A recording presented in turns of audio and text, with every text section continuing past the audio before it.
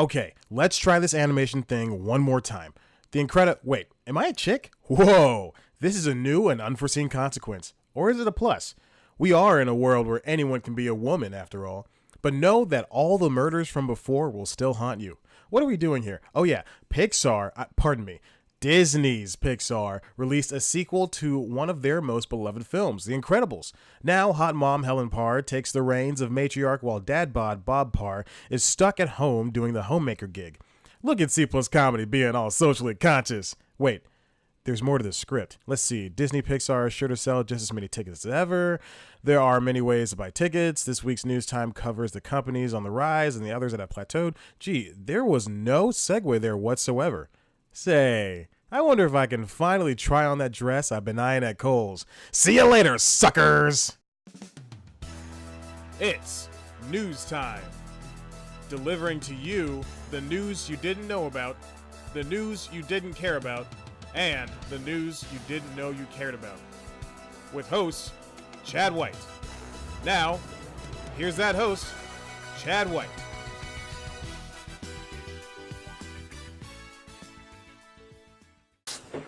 The dress didn't fit. Welcome back to News Time. I'm your host, Chad White, and this is the movie news you didn't know about. Let me guess what you did this weekend. Waking up around 10 a.m. on Saturday morning after a long night of you and your friends splitting a case of lukewarm Zimas from 2004, you managed to roll out of bed, tongue as dry as ever from the stale carbonated bubbles from the clear beverage, made yourself a breakfast consisting of Lucky Charms and a bagel and a half, and checked your phone. What you'd forgotten was that in the twilight of your Zima drinking, you promised your friends you'd relive your childhood by watching The Incredibles 2 the following evening, which is tonight. Now you're seeing an Atom Tickets alert from the try-hard Karen who already bought the tickets for the expensive AMC at Atlantic Station. You see, she only drank half of her first bottle, and you know what? I think she was the one who brought it up in the first place. No matter. You have the DVD of the first movie, so you pop it in to get a refresher on the world, to nurse that hangover with 2 Gatorades, and to fall back in love with one of Brad Bird's finest films. Disney has been dominating this year. I'm pretty sure this is their most profitable year yet. Black Panther, Wrinkle in Time, Avengers, Star Wars, Deadpool, Ant-Man and Wasp, Incredibles 2, and that's just the first half of 2018. There's still so many movies coming at the tail end of this year. And a lot of people, including this host, still love to go to see movies in the theaters to see the spectacles up close with the crowd. Actually, I take that part back. I hate audiences, but man, do I love going to the theater. The theater. It's an experience, what with the aroma of popcorn that's pervasive throughout the building and the lights dimming down right when the opening credits roll. Even the uncomfortable seats and sticky floors feel more like home than home does. I don't need fancy recliners and in-seat service. I just want a big screen, that dope sound system, and 2 hours to forget of the world around me. A lot of new services are circumventing one part of the theater-going experience at least. Online ticketing is one of the best ways to ensure you have your, ticket to the show. We're still not doing a read-through on these scripts here, Ron? Okay. MoviePass is obviously the most recent and arguably the one most people gravitate towards. For those not in the know, I mean, come on, I've done maybe 4 episodes alone on this stupid service. MoviePass allows users to pay $10 a month to watch all the movies they want. There are a ton of caveats, such as watching 1 movie a day, not utilizing theater reward programs, and leaving the service will lock your account for 9 months. And those are just 3 of the big ones. MoviePass seems like a dream for movie lovers. Everyone's using it, as proven by growing audience numbers. This past week it was announced that the service passed 3 million subscribers.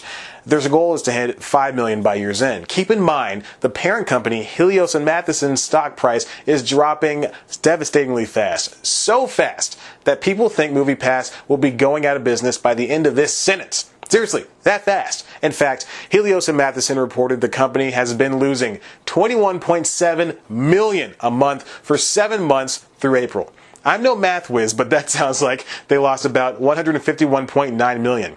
It doesn't matter because they'll still be the market leader, even if copycats come out with a more affordable but ultimately inferior product. But they're not above trying to shirk some of the fiscal trouble. Earlier this year, MoviePass secretly tried out a new subscription where users were only allowed to see 4 movies per month. That plan backfired, lasting only a month. CEO Mitch Lowe insists the company is doing just fine. Head of Helios and Matheson, Ted Farnsworth, the relation, heavily suggests losing all the money was the plan all along, which is like saying News Time gets so many views, it gets all the views, but it really only gets 2 views.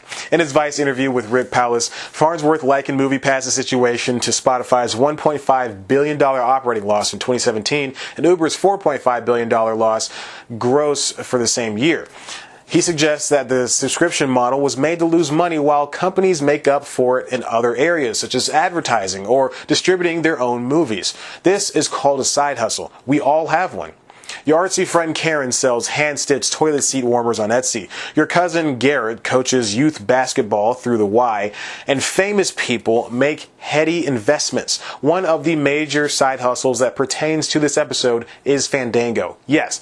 Online ticketing service Fandango is from an amalgamation of companies. It's 7 parts NBC Universal and 3 parts Warner. It was originally an independent service that began 18 years ago, this past April. The growth of the internet brought about a similar rapid growth for at-home ticket printing.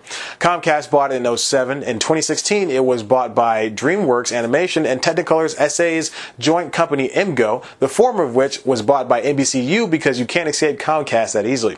After being rebranded as Fandango Now, the company bought Flickster and Rotten Tomatoes, gained and then dropped its ultraviolet streaming service, and now won't let me log in on my phone. Fandango is a fine service to use. It has a workable app for most. Again, I haven't been able to stay logged in for about a year now. They offer gifts when you buy tickets sometimes, and the colors are nice. But what it lacks in personality, its main competition, Atom, makes up for 10 times over.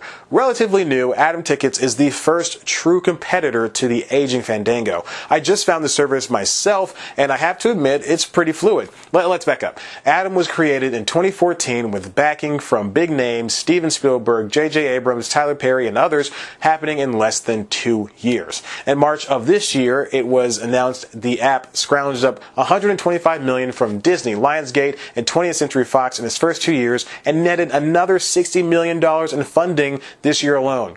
Why is Atom so important? It has a simple yet neat trick. When you go to buy tickets, you can add your friends to the roster and purchase tickets together. Sounds dumb, but when you're in a bind on opening night to see your most anticipated Disney flick and there are a handful of tickets left, you'll appreciate it. Atom works even better for theater owners. It helps them gauge movie-going habits while also helping them see what's wrong when there's a decline in attendance. The company is so popular that not only did it woo Disney, it also caught the eye of arguably the strongest performing star in the universe right now, Dwayne Johnson, heretofore known as The Rock.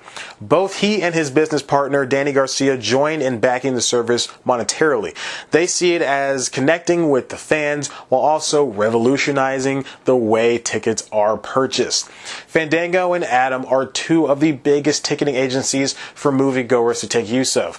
You can always just download your favorite theater chain's app, but both of the big guys offer linking of the rewards programs offered by AMC, Regal, and others. The only difference is one is tried and true while the other is flashy and new. On the other hand, MoviePass doesn't allow for any kind of that side hustle. It's a catch-22. You get to watch 30 movies a month, but you can't get credit for it. No one company is completely flawless, but I'm willing to bet the one not supported by a mega conglomerate is a safer choice. And that's all the news I have for you for this week on News Time. Why don't you subscribe and check out one of our other videos? Of course, you can always head to the website, cpluscomedy.com, where I swear, God, guys, it's getting updated. You can follow us on Twitter at cpluscomedy. Follow me on Twitter at ChadBlackWhite. Like us on Facebook. Listen to the Constitutionals podcast. And check out Beyonce and Jay-Z's new album because it just dropped about 40 minutes ago. You're welcome, world.